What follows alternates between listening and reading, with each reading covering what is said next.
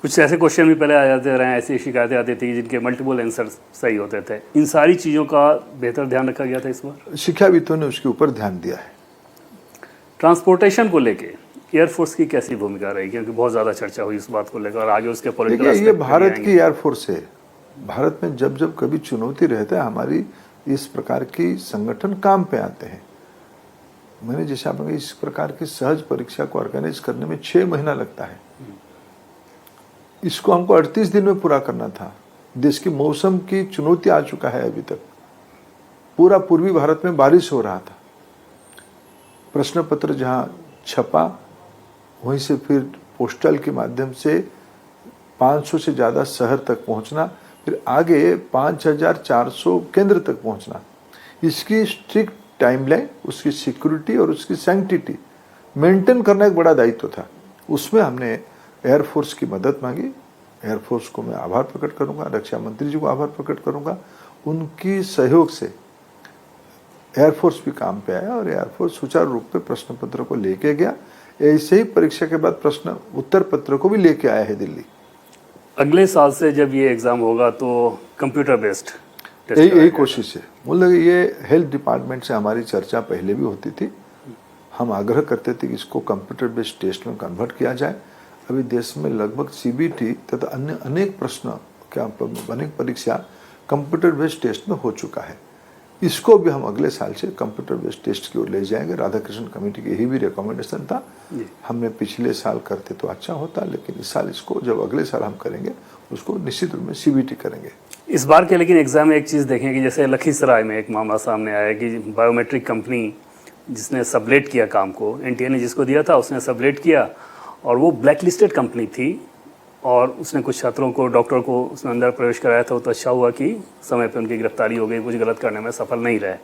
लेकिन इस प्रकार से ब्लैक लिस्टेड कंपनियों को काम मिल जा रहा है। अभी भी लगता है बहुत लूपहोल्स बाकी रह गए। 5400 केंद्र जो बनता है, एक सेंट्रलाइज प्रोसेस चलाते चलाते इस प्रकार की घटना ना हो, इसलिए हमने मल्टी लेयर प्रिवेंशन सिस्टम रखा है। इसलिए तो लखीसराय में उसको पकड़ा गया। एक स्टेप कोई ब्रेक किया तो दूसरे स्टेप में पकड़ में आ गया। ये व्यवस्था की जो फुल प्रूफनेस हम जो कहते हैं ना, इसकी कोशिश किया गया है। इसकी समाधान धीरे धीरे निकालनी पड़ेगी। और इसको देखिए,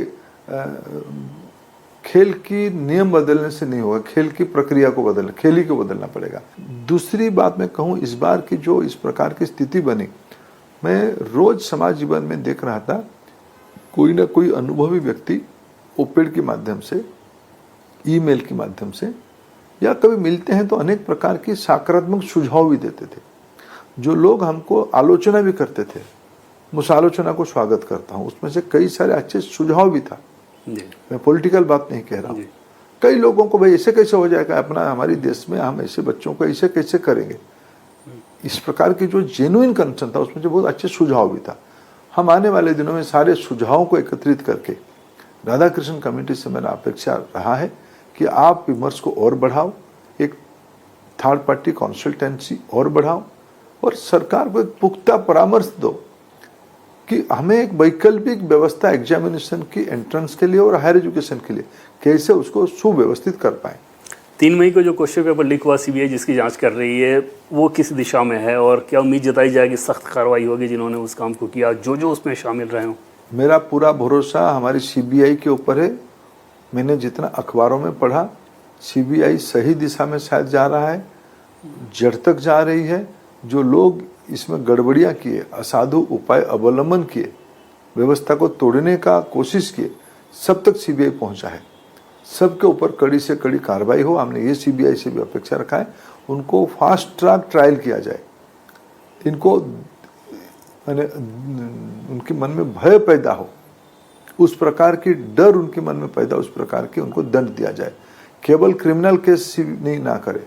हमने एनटीए को कहा कि तो सब आप जिन लोगों ने अभी व्यवस्था को तोड़ा, सबने आपके साथ सिविल एग्रीमेंट भी किया है, उन्होंने एक एमओयू किया है, कोड ऑफ कंडक्ट में बंधे हैं, वो उनको उसने उस ब्रीच ऑफ ट्रस्ट किया है, उन्होंने भरोसा तोड़ा, उसके ऊपर सिविल सूट भी करनी चाहिए, उनकी सारे संपत्तियों को जब्त करनी चाहिए।